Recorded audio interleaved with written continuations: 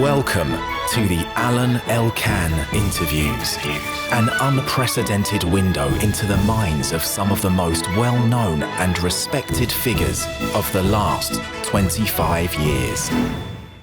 We are talking to Giorgio Spanu, who, with his wife Nancy, and we will tell with Giorgio the story, but has created this amazing museum close to the Hudson River, very nearby the West Point Academy, called Magazzino Italian Art.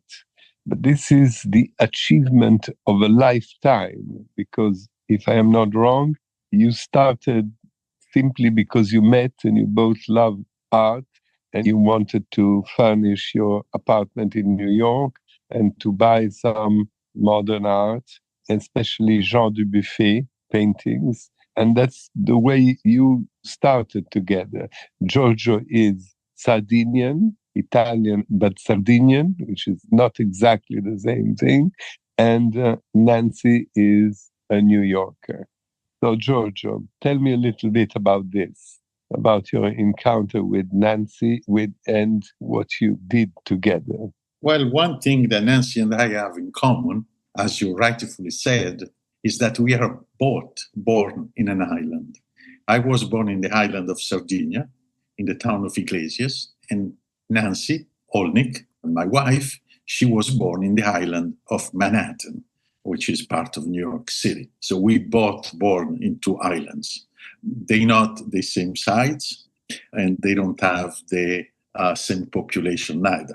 Sardinia is bigger in territory, and New York is way bigger in the amount of people that live in the island. But they both are surrounded by water. So that is a very big thing that Nancy and I have in common. We are two islanders. We love water. And this is what made us drive along the Hudson River to find a place that was meant to be our weekend home, to give our children. Two were already born from a previous marriage that Nancy had, and the third one will arrive after our marriage in 1994. We realized that the children living in Manhattan needed to know more about the countryside surrounding New York City. This is why we decided to go along the river and find a home that was going to be our weekend house. But you don't really found a home. I mean, you found a very interesting Spanish architect and you built a home mainly in glass. And this is very important because it will explain Magazzino better. That comes actually much later. We moved to the Hudson Valley in the 1990, exactly in the fall of 1990. It was one of these gorgeous weekends, pretty much like the weather we had the past weekend, blue sky, the foliage was at its peak when we entered into Cold Spring, this little village that is part of Phillipstown. And next day, we went for a breakfast in a local small cafe called Karin's Kitchen, that does not exist anymore.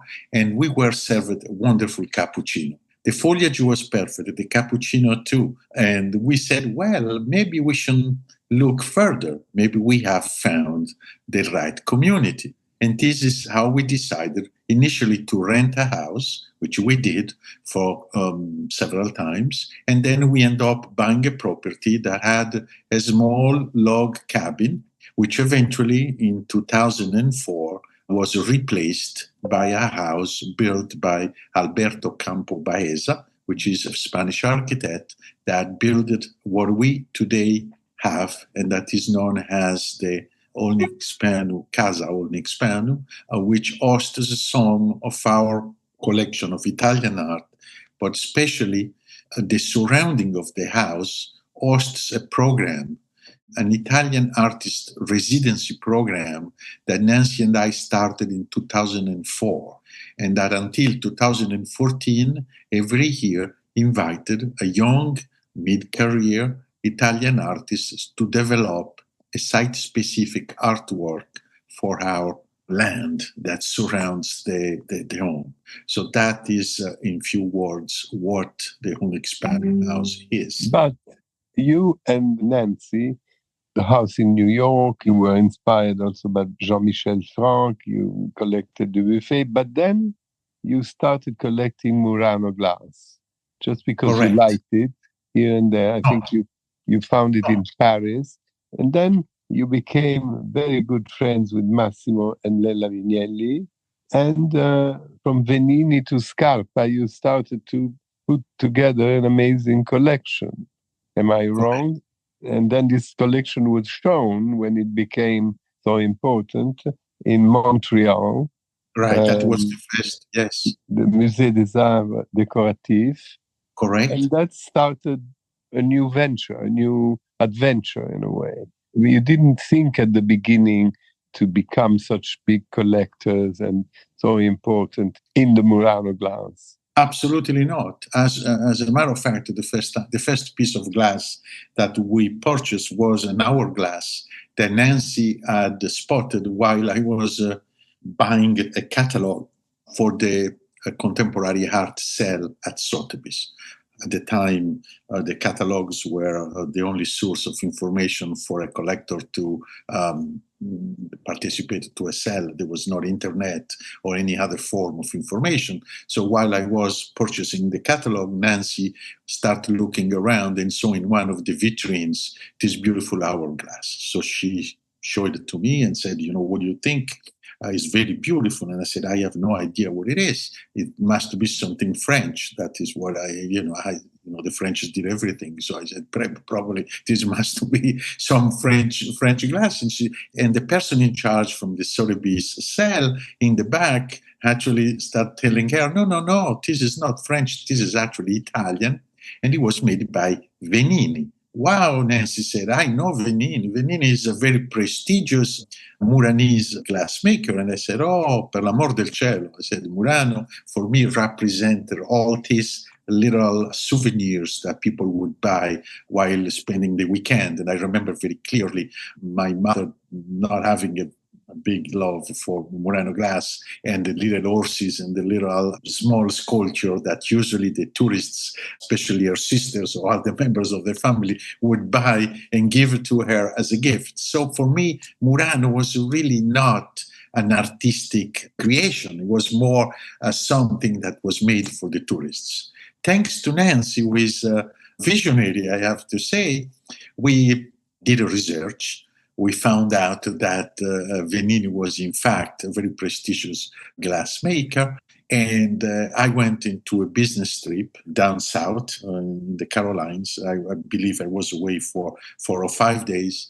And when I got back to New York City, at the time we shared an apartment at the 33rd floor of a very tall apartment building in Manhattan, one of the typical New York views with beautiful window sills. But we were both very minimal, and we had not even an ashtray in the house as we don't smoke. So there were no objects whatsoever. So I entered the apartment, and what I see in the windowsill that was facing the Hudson River, actually it's the East River, I see 5 or 6 pieces of Murano glass. And Nancy told me, I went to 50-50. I went, I don't know where, all these galleries in New York, and found more of the Murano glass that actually will accompany the hourglass that we have just purchased at the sale at Sotheby's. That was the beginning of the collection. What that Murano glass has made to me and Nancy has given us the opportunity to come back to Italy very often, multiple times every year. In a way, it gave me the opportunity to get back to Italy, which I didn't often went back on vacation. So from that moment on, here we are at the very beginning of the 1990s, Nancy and I start going to Italy at least 4 times a year, sometimes even more, and of course in search of Murano glass. And it's during this initial search that we met Sauro Bocchi. Sauro Bocchi was a very young, tenacious, talented, friendly. I cannot find the right adjective to describe how important Sauro Bocche has been to our initial education towards Arte Povera. Sauro is the one who suggested that Nancy and I went to Rivoli. I didn't really understand the word Rivoli when he said that. I thought he was saying Vivoli or something like. And I said, where you said we should go? How far of a drive is? And he says, no, Giorgio, you don't drive. You take a train and you go to Torino. I said, Torino? I had never been in Torino. I always wanted to go to Torino. I said, that's a good occasion for us to visit Torino. We followed his instructions, took a train, and went to Torino. Stayed at the Hotel Citea, classic hotel in Torino.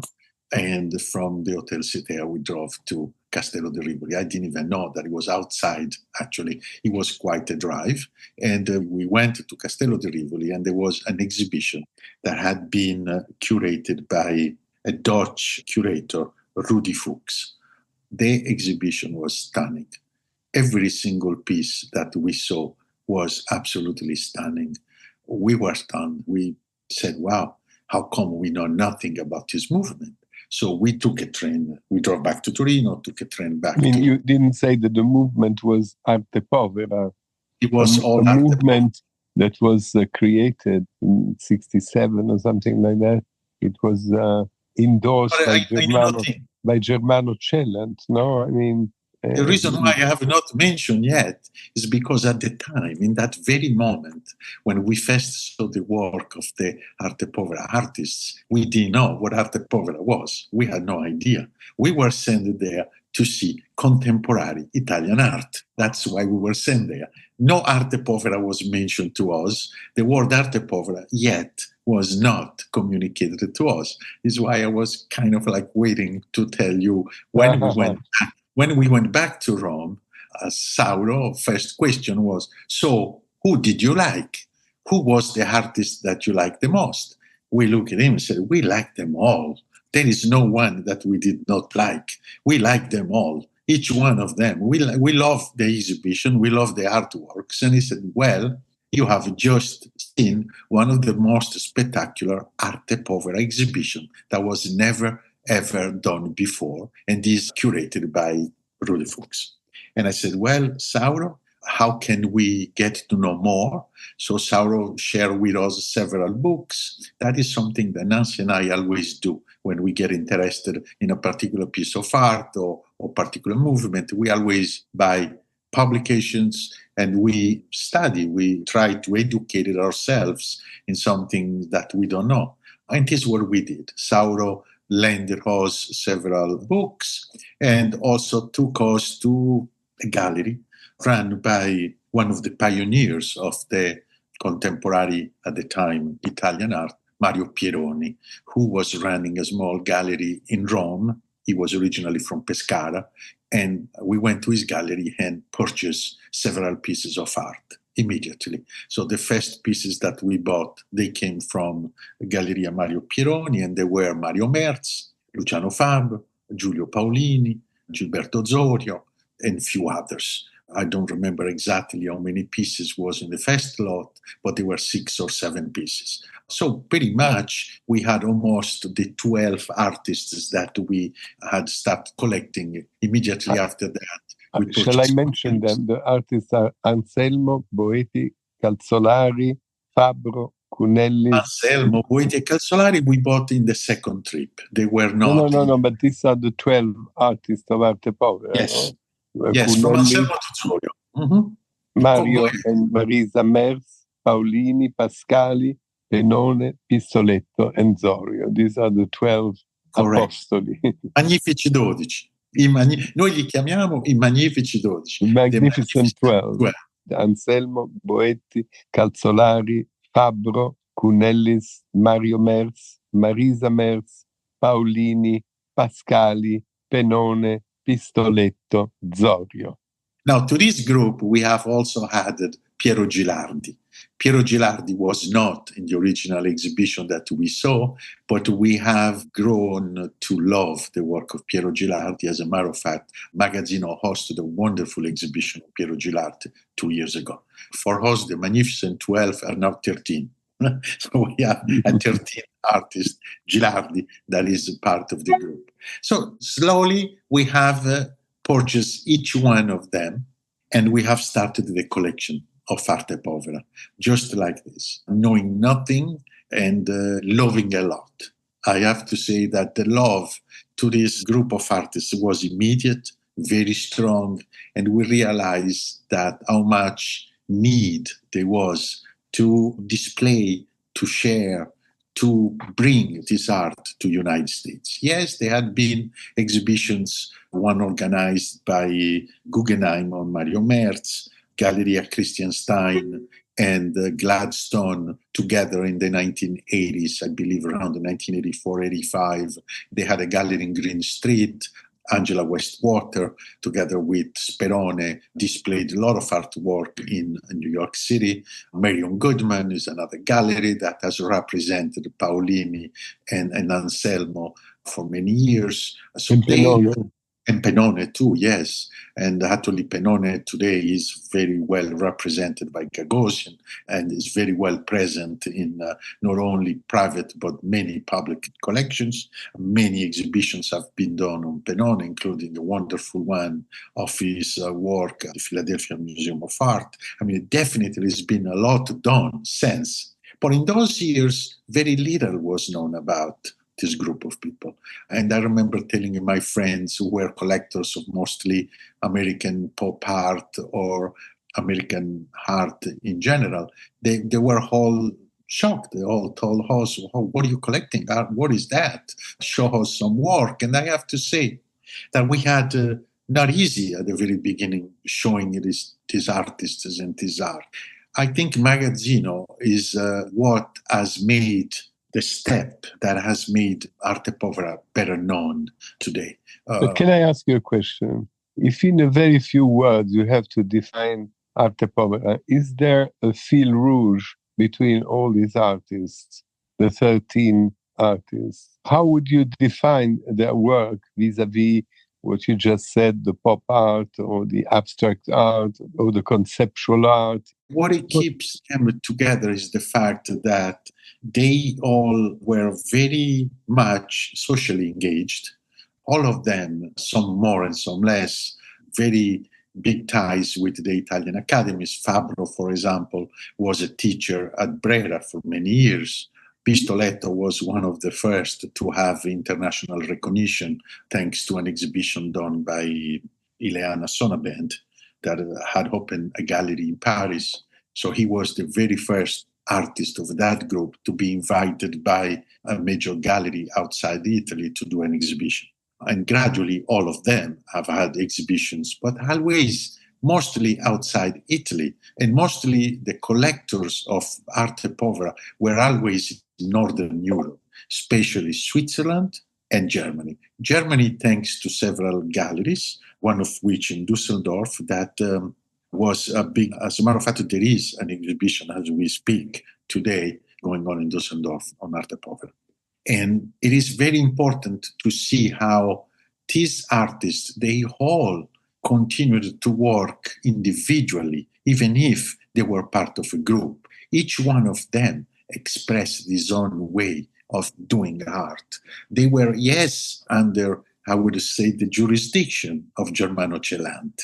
Germano was the maître pensée. He was the one who really put them together. He was the one that for the first time at La Bertesca in Genova did the exhibition of the group. He's the one that has always supported their work. He's the one who has always written about them. And he was a big supporter of Magazzino. Germano loved Magazzino and we loved Germano. Now we have to talk about Magazzino because we didn't really said what Magazzino was and how it became Magazzino. I mean, Magazzino, that means storage. What is this Magazzino? And there we go. It was a storage. The first exhibition that to which Nancy and I, through our collection, participated was a collection that the director of the Italian Cultural Institute in London, Mario Fortunato, had organized in London. It was simultaneously when the Tate Gallery was doing an exhibition in London. That was the very first time that Nancy and I realized that, in fact, we had a collection of Arte Povera.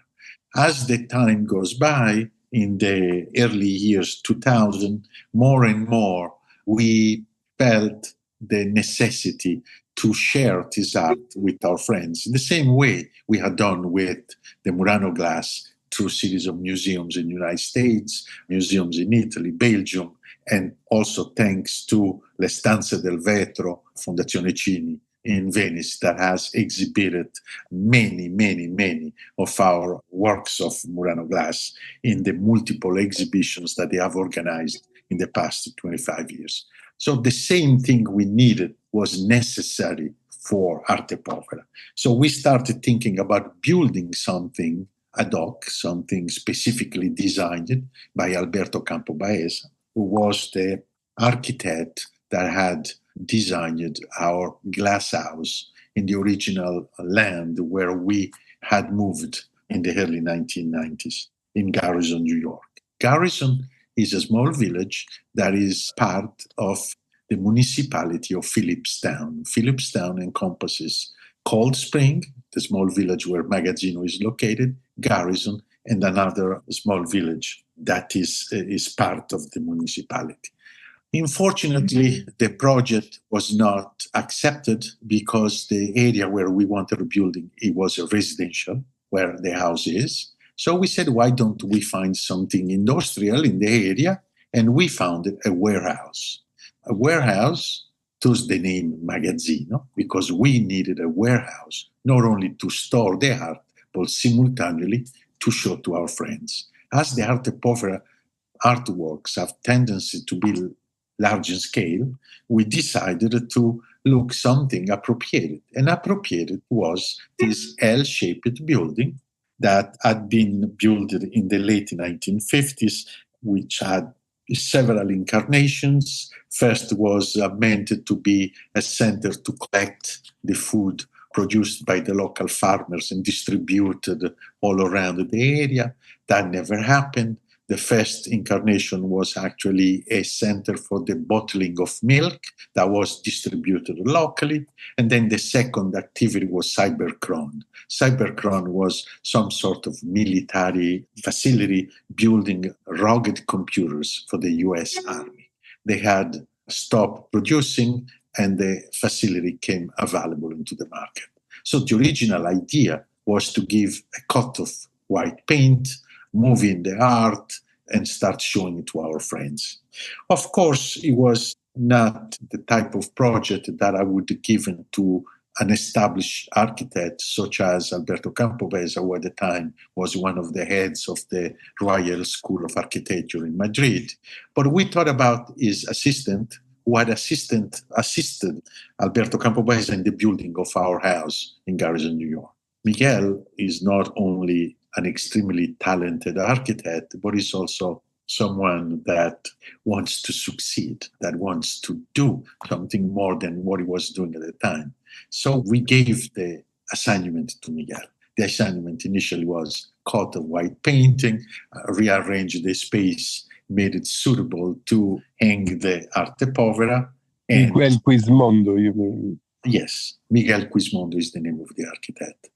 But as I said, he's not only an extremely talented architect, but he's also ambitious, very ambitious. He showed us a project that actually included the main building of Magazzino, an addendum that was made out of concrete, a beautiful project to host the Arte Povera. By doing so, by connecting the L-shaped building with the new building, he created an internal space, which he called the piazza, almost like an Italian piazza in a small town in Italy. I have to say, again, it's thanks to Nancy that is very visionary that the project went on. We discussed further with the architect and we gave him the assignment. He came up with a beautiful construction, magnificent space to display the art. And the American Association of Architects in New York awarded the construction. Several other awards were won for the architecture. And immediately Magazzino started drawing in a multitude of visitors coming from New York City, the local community, but also from abroad. For some reason that is unknown to us, it became very popular among a group of Koreans. We have had a lot of Koreans visitors, both for the architecture and for the art. And there was the beginning of Magazzino. Was the 2017 was the opening, and around 2020, 3 years after, we realized that this space, it was never conceived to be a museum. It was conceived to be an exhibition space where we would have a certain amount of visitors. But we didn't have a cafe, we didn't have a facility to organize the art, we didn't have a storage, and especially So you recently added the Robert Olnick Pavilion, and yes, also the very well appreciated in all the country there, the Café Silvia, with exactly. Luca Galli, the famous chef, who is doing every week a new Italian cuisine. And this is very successful also aside of the museum itself. When people come to have dinner, lunch, because they love his cuisine, right? The cafe is reserved for the visitors of the museum. It's not open to the public that they can just walk for lunch. But it is a plus that we have now provided to the visitors of Magazzino. Because we felt so bad, the first 2 years, actually 3, from 17 to the year 2021. It is where really we started thinking about an addendum. Unfortunately, COVID arrived, and that project was to be put aside, and it's only in 2023 that finally that project was finished and we could finally open to the public. But as you said, the cafe has added a lot. It has totally changed the dynamics. Now the visitors can rest between one building and the other, as also because in the newly built pavilion, the Robert Olnick Pavilion, we do not necessarily exhibit Arte Povera, but other segments that in the course of years we have added to our collection. They are all Italian artists, post-war Italian artists. A lot of them are from the school of Piazza del Popolo. As a matter of fact, the first exhibition, the opening exhibition that we did for the pavilion was dedicated to Mario Schifano, an artist that was born in Libya, but from Roman origins. And when they were forced to leave Libya and move to Rome, all this practice, always, all this life was in Rome, is part of that group that is known as Piazza del Popolo. La Scuola Romana. La Scuola di Piazza del Popolo, più che Scuola Romana. And where you have Tano Festa and Franco Angeli, Lombardo, and many other artists that were operating in that period between 1960 and the middle of 1970s. For 15 years, they were all active and they were all extremely talented.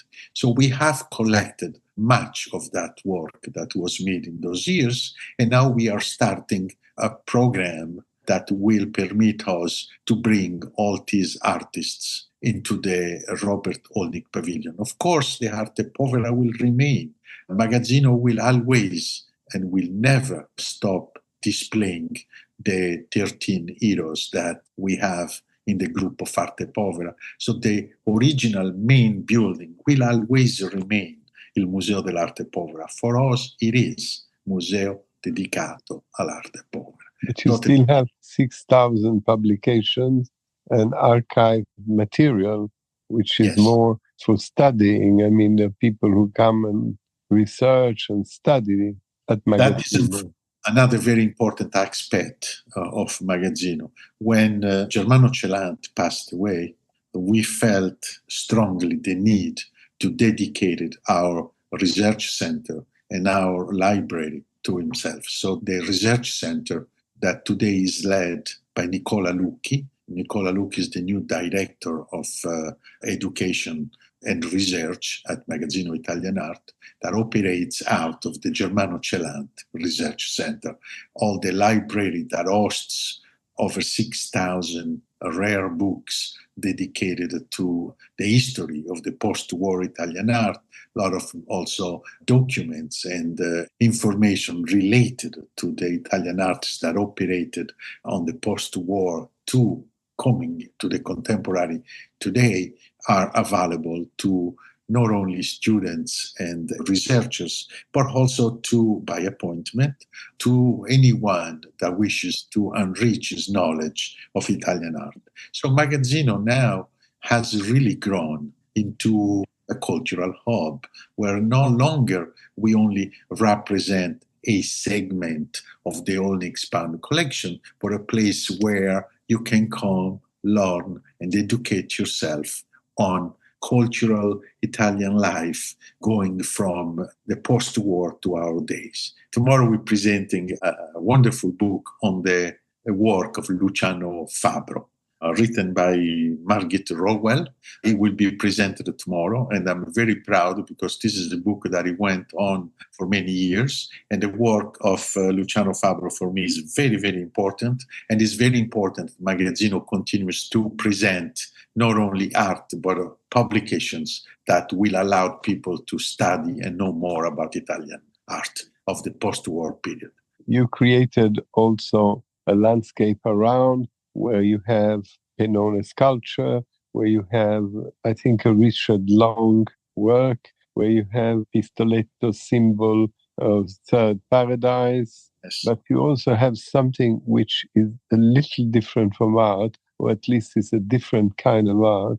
You have a stable of Sardinian donkeys, so which is quite peculiar.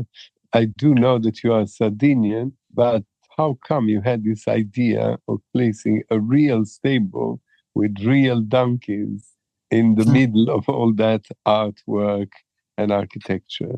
As you know, I'm Sardinian, and as you know, Sardinian donkeys are very peculiar. They're very special. They're very different, like Sardinians are. You said at the very beginning, you're not totally Italian.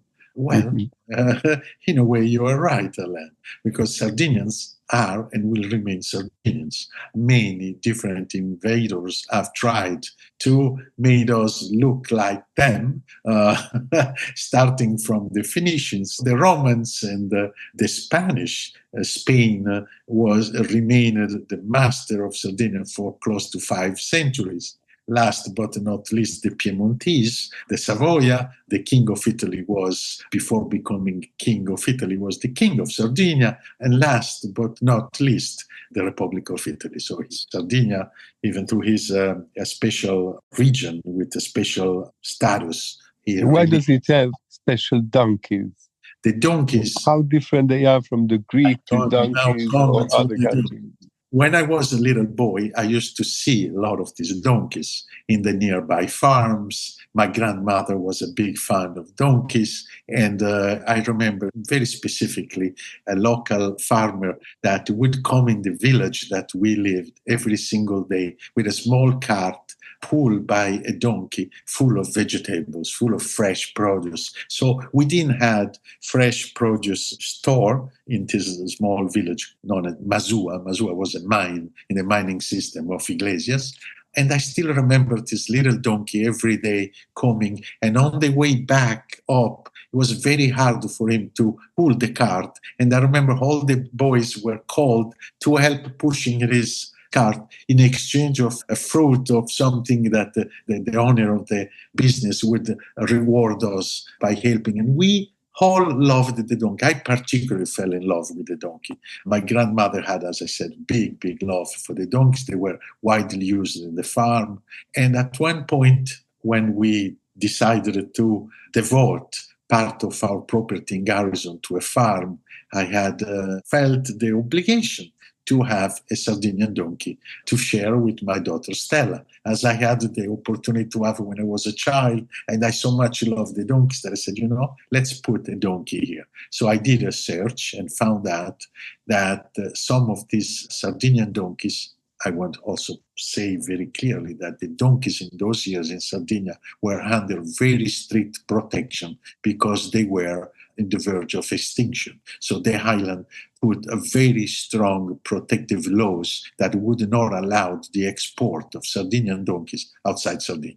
When I first started looking for the donkeys, that was in the mid-1990s, 93 to 95, and when they first arrived, I believe were less than 300 in the entire island, where in the census of the 1938, I believe, they were close to 50,000. So you can imagine going from 50,000 to barely few, that was a big shock. So they were protected.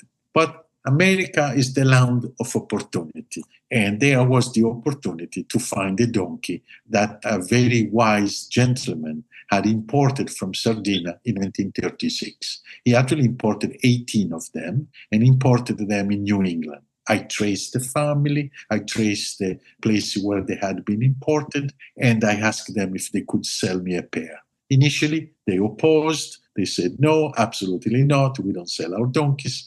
They had moved to Texas, where I pursued, and after I was able to convince them with a presentation of the history of Sardinian donkey, and they did actually agree to give us Chip and Voil. Chip and Voil were the only two donkeys that had non-Italian names because they came with a name. And they were my gift to my newborn daughter, Stella. They arrived the evening of Christmas.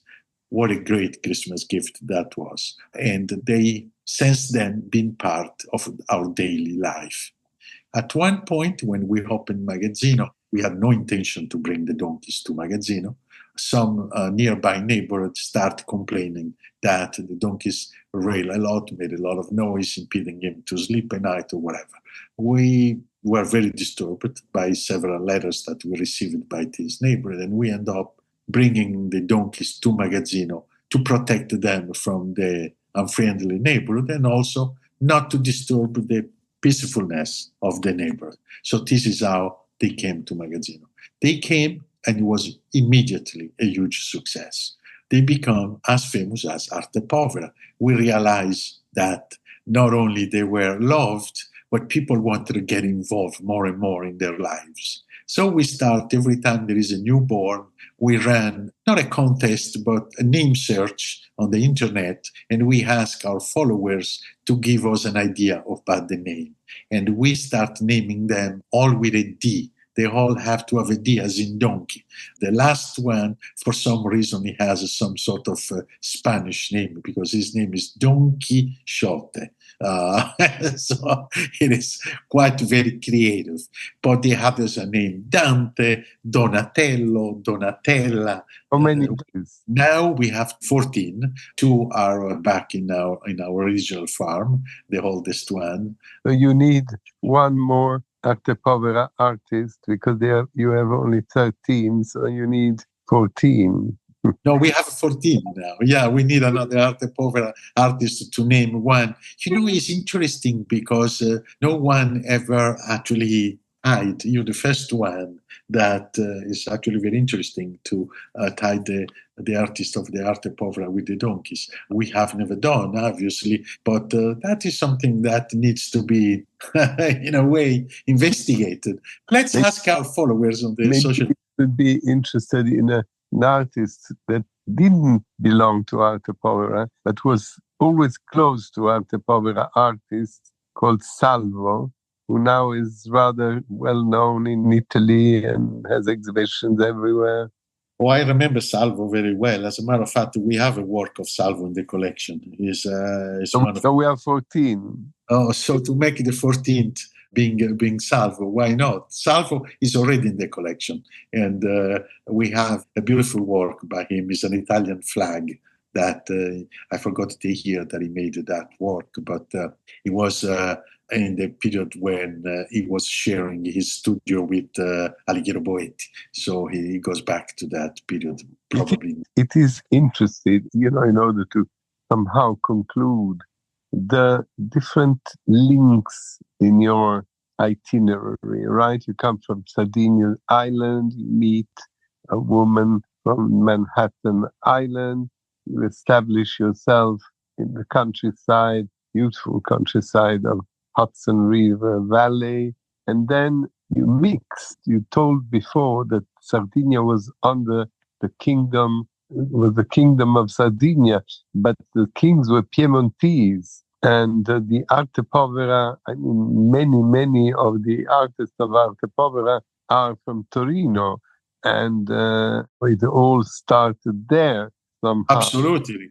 As a matter of fact, we should mention that the first gallery to exhibit Arte Povera was Christian Stein Gallery, who was also from Torino. We have not said that, but the first exhibition that Magazzino did was an homage to if I'm not wrong, the first exhibition was dedicated to Margherita Stein.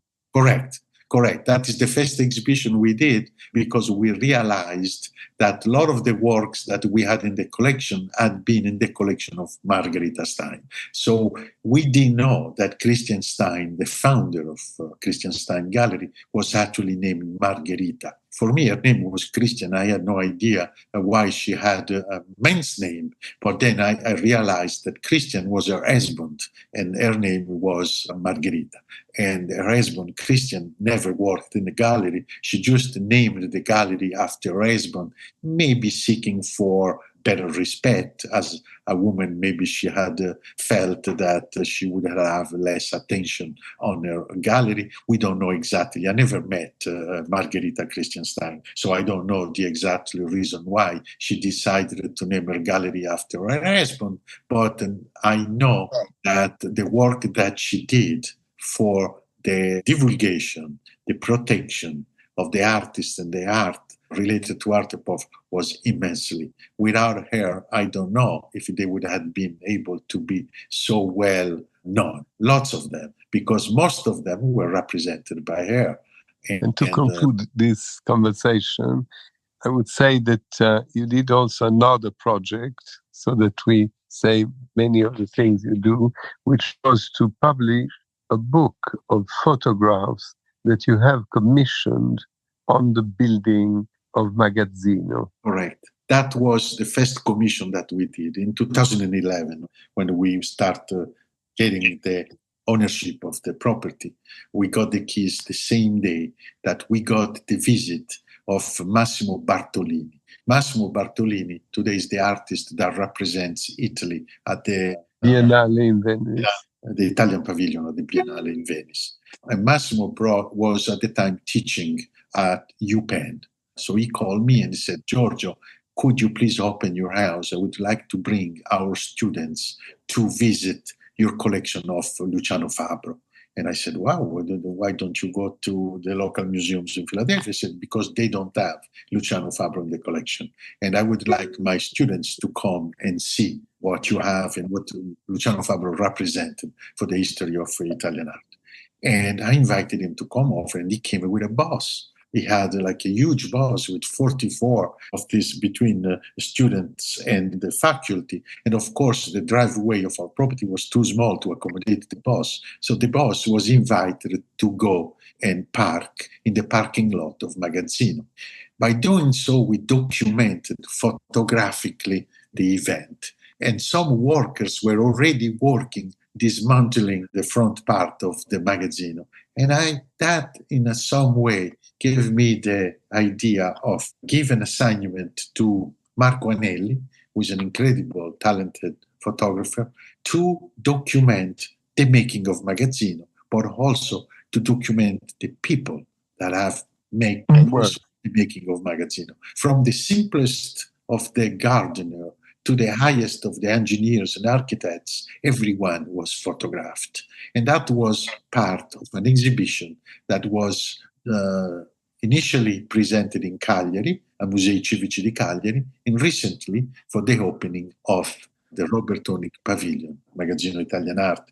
That was actually curated by Paola Mura, who is our artistic director, and it was very highly received by both the local community and also the art critics. It is a wonderful, wonderful book published by Rizzoli with the photography of Marco Anelli and the design. It is a beautiful book. When we come to this county in upstate New York, in the Magazzino, we can find incredible books. We can find Murano glass collection. we can find Arte Povera, the most important artists are represented with masterpieces. There's even an Italian flag made by Michelangelo Pistoletto in the entrance. There is also a calcio balilla, which is a kind of game that young people like to play in Italy, made by Pistoletto in your colors, the colors of the football team Inter. And also you have photographs. You have the Piazza del Popolo school with Mario Schifano, and at the end, the very important donkeys, who for the moment are only 14, but maybe there will be more, and maybe you will have more artists. So I wish you to continue this great jewel that you have created with Nancy, with your wife. And this is America, but it's also part of a very important Italian movement that is probably one of the most important movements in art in the 20th century. So thank you very much for being with us tonight, and good luck for everything. Thank you, Alain. Thank you. I just want to finish by saying that currently at the Robert Olnick Pavilion at Magazzino Italian Art, we have an exhibition of Maria Lai, a Sardinian artist. I invited you all to come and visit. It is a wonderful exhibition curated by Paola Mura, and it is the work of an incredible, talented artist that has done one of the most touching performances, Legarsi alla Montagna, in the village of Fulasai in the heart of Sardinia. And with these words, I want to thank you. Thanks your viewers, your listeners, and anyone who is interested to share the beauty, the passion, and the happiness that Italian art can give to you. Please come, Magazzino Italian Art. And also remember the Café Silvia, where Chef Luca Galli is waiting for you for delicious Italian meals that change every week. Thank you. Alain Elkann interviews.